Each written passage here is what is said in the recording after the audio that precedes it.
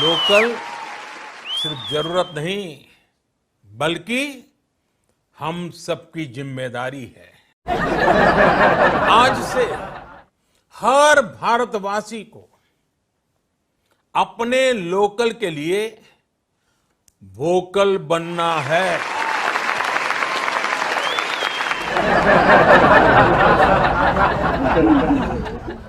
Lux साबुन 5 गो, fair and lovely बड़का tube एगो। ए जी, लक्स नहीं संतूर साबुन कर दीजिए। आप फेयर एंड लवली के जगह बिक्को लिख दीजिए। कहाँ बात कर रही हो?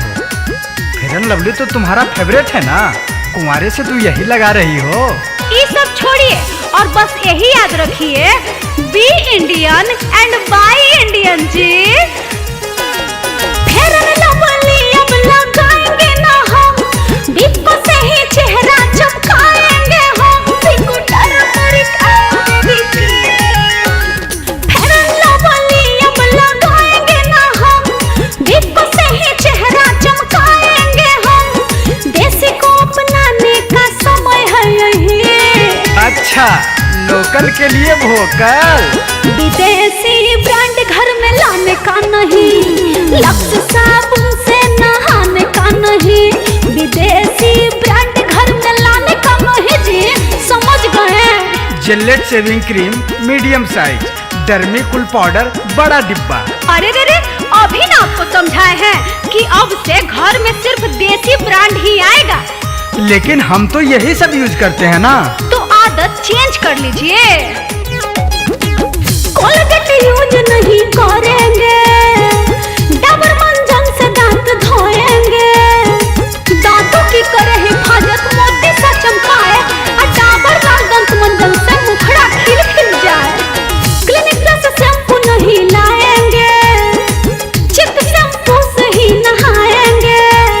दिल से देसी को अपनाना है हमें, गर्व से फिर सबको बताना है हमें। लोकल के लिए वोकल बन जाना है हमें। मोदी जी का यह कहना है। क्या कहना है? विदेशी ब्रांड घर में लाने का नहीं, लक्स साबुन से नहाने का नहीं। विदेशी ब्रांड अब से लाने का नहीं, सुन रहे हैं ना? अच्छा ये बताओ, लोकल प्रोडक्ट यूज करने से देश का कैसे भलाई होगा? साफे बकलोले हैं जी। जब घर का पैसा घरवे में रहेगा तो देश खूबे तरक्की करेगा ना। और तब अपना इंडिया अमेरिका और चाइना को भी पीछे छोड़ देगा। रिन से कपड़ा नहीं धोएंगे, घड़ी और निरमा अब मंगाएंगे। पहले इस्तेमाल करें फिर विश्वास करें। लाइफ बॉय डिटॉल की जगह पतंजलि हैंड वॉश कीनेंगे। मेड इन इंडिया को फैलाना है हमें, लोकल को ग्लोबल बनाना है हमें। भारत को फिर से चमकाना है हमें। 21वीं सदी आत्मनिर्भर भारत का होगा। विदेशी ब्रांड घर में लाने का नहीं, लक्स साबुन से नहाने का नहीं।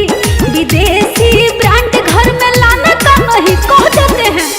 अब भूलिएगा मत, दिमाग में लॉक कर लीजिए। और सुनिए ना, अपना जो सारा देसी ब्रांड है ना, वो सस्ता भी होता है। तो हिसाब में से जो पैसा बचेगा ना, वो मोल जोल करके ठीक से लेते आइएगा। आप लोग कहे लगता चिल्ला रहे हैं, कोनो कॉमेडी चल रहा है का? आप सभी कान खोल के सुन लीजिए। अगर आप सच्चे भारतीय हैं तो अब से देसी ब्रांड ही लाइएगा, ठीक है? अच्छा, लोकल के लिए वोकल। विदेशी ब्रांड घर में लाने का नहीं, लक्स साबुन से नहाने का नहीं। विदेशी। अच्छा, देसी। अब बाबू सारा देसी आइटम अपना प्रोडक्ट जो है इंडिया का वो निकालो।